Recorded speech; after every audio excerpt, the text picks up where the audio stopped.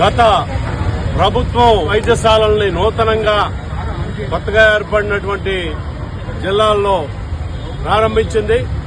అయితే ఆ ప్రభుత్వం సరిగ్గా నిధులు కేటాయించకపోవడం వలన సకాలంలో అన్ని వైద్య కళాశాలల్లో పూర్తి కాలే.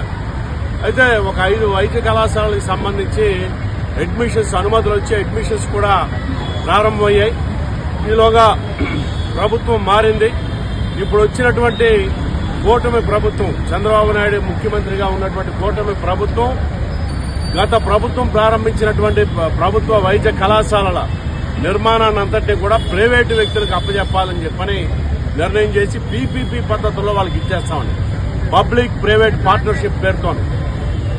ఇది సరైనది కాదు అని చెప్పని రాష్ట్ర వ్యాప్తంగా ప్రతిపక్షాలు కానివ్వండి, ప్రజల నుంచి నిరసన వచ్చిన తర్వాత పీపీపీకి కొత్త భాష్యం చెప్తా ఉన్నారు.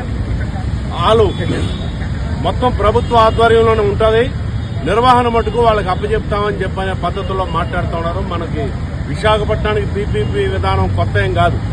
గంగవరం పోర్టు కూడా పీపీపీ విధానంలోనే ఇచ్చారు.